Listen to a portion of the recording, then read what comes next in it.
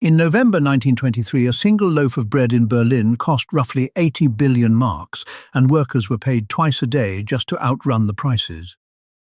This was not a poor country.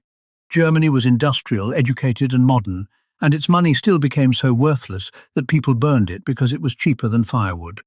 It started, as these things usually do, with a war financed on borrowed money instead of taxes, on the confident assumption that the losers would be paying the bill.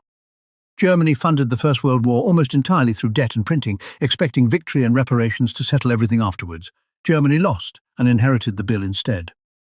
The Treaty of Versailles demanded reparations of 132 billion gold marks, a sum the German economy could not realistically produce in any reasonable time frame.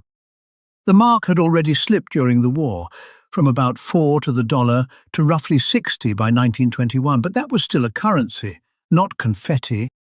Then in January 1923, France and Belgium occupied the Ruhr, Germany's industrial heartland, to seize the coal and steel that reparations payments had failed to deliver. Berlin's answer was passive resistance. It told Ruhr workers to stop working entirely, then promised to keep paying all of their wages while they produced absolutely nothing. There was no money for that, so the government simply printed it, paying millions of striking workers with fresh banknotes backed by nothing but the promise of more banknotes. By summer, the presses ran day and night.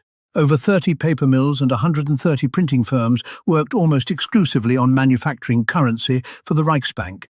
Prices did not climb, they detonated. Bread went from about 250 marks in January to 100,000 by July, and it kept accelerating. Workers were paid daily, then twice daily, and wives waited at factory gates to run the cash to the shops before the afternoon price rise made it worthless. Shopkeepers rewrote prices while customers stood in line. A cup of coffee could cost noticeably more when you finished it than when you had first ordered it. Banknotes came in denominations that stopped meaning anything, printed on one side to save ink, and bundled into bricks that people carried in baskets and wheelbarrows. Cash became cheaper than the things cash was printed on. People papered walls with banknotes, burned them in stoves, and gave children bundles of them as building blocks. By November, a single American dollar was worth about 4.2 trillion marks. The exchange rate was no longer economics, it was just a very long number. Here is the part that matters. Hyperinflation does not destroy wealth evenly, it moves it, and it moves it very quickly from one group of people to another. Hugo Stinnes built one of Europe's largest industrial empires this way, borrowing constantly and repaying in collapsing marks, and became known as the inflation king of Germany. Foreign visitors with hard currency lived like emperors, buying pianos, jewelry, and even whole buildings for a few dollars, while locals could not afford dinner. Barter quietly replaced money. Doctors accepted eggs, coal and butter as payment, and a sack of potatoes became far more reliable than any number printed on paper. Anyone holding savings, pensions, insurance policies or government bonds was wiped out completely. A lifetime of careful saving became mathematically worthless within a matter of months. The social damage outran the financial damage. Trust in the Republic, in banks, in contracts, and in the basic idea that saving money made sense simply evaporated.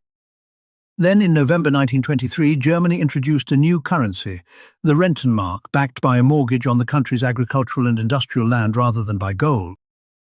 It should not have worked. The backing was largely symbolic. That land could never actually be seized, and the new notes were still just paper printed by the same state.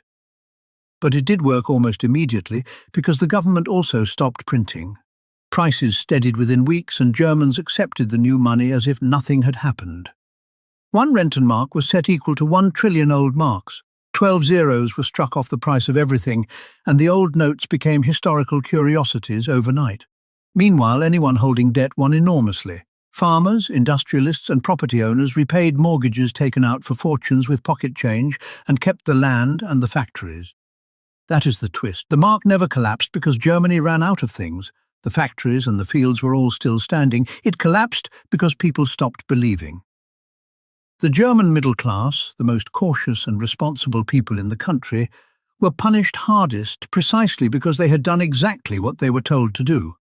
Money is a shared story about what paper is worth, and hyperinflation is what happens when a country stops telling it convincingly. Germany rewrote the story, and the numbers obeyed.